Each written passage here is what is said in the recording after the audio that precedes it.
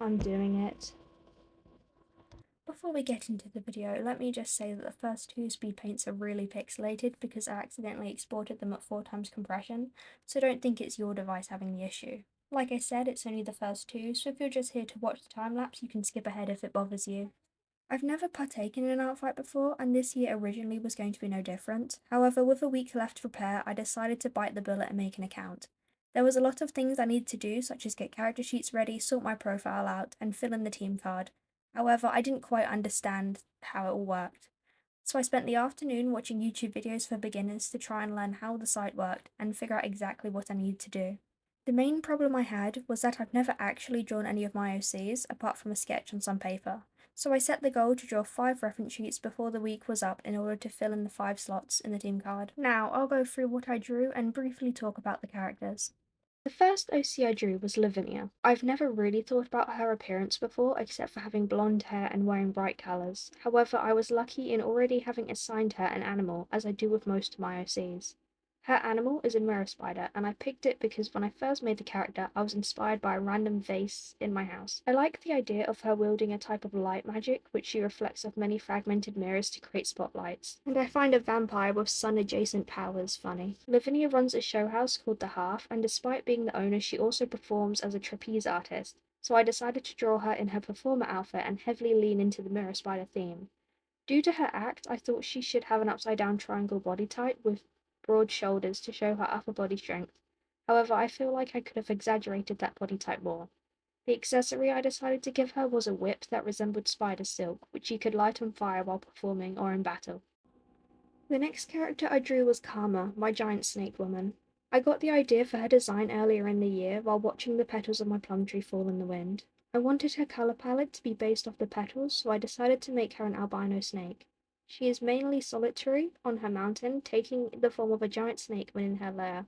However, she has a gentle personality with a soft spot for children. In both forms, she is a powerful fighter, so few dare to mess with her. Her fangs in her giant snake form turn into daggers in her other forms, and they are both enchanted with her venom. One brings good fortune and the other brings curses. However, they look identifiable, so it's best not to try your luck by being cut by either.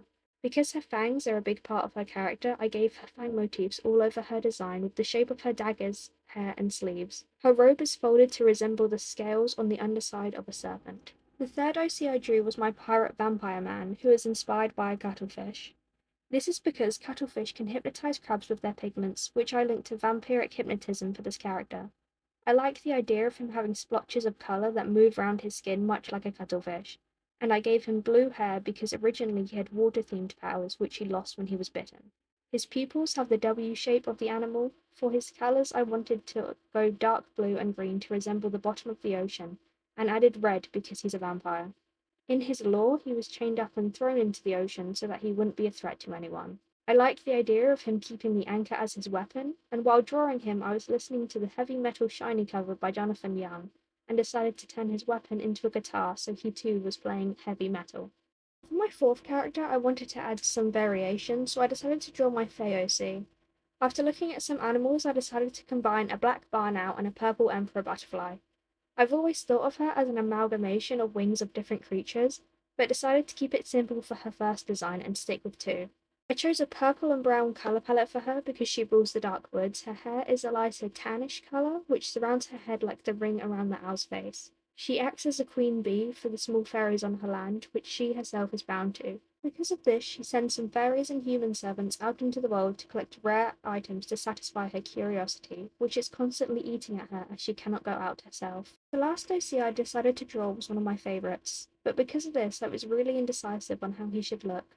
His animal is a cat, and I flipped between making him a calico or not because I loved how it looked, but it just didn't fit his moon and water theme. In the end, I gave him shoulder capes like the ones on rain jackets with little sparkles at the ends of them to look like water droplets, but also stars of the night sky. In his lore, he has the power to see visions of the future. These visions appear to him randomly, however, if he forces one, then whatever he sees gets set in stone. I see him running around the world trying to fix whatever he foresaw before it was too late. He is always on the move and going against powerful adversaries, so I see him carrying around a lot of magical tools. I also see him having a cold and aloof personality because he is busy trying to get things done, but would be really gentle when he gets to slow down. After losing a fight against a demon, he loses his eyes and will be blinded for the rest of his life unless he finds a way to get them back. The colour palette I ended up with is mainly darkly saturated blues to lean into the blue theme. Since this is my first art fight, I'm still a little unsure of what to expect. I've decided to use this as a practice for digital art in general, so we'll be attacking all kinds of OCs. I will be revenging too, and may do friendly fire, but probably only if it's revenge and not by seeking it out. If you want to attack me, my profile is Pardis Elios. Good luck out there, artists, and have fun. Goodbye!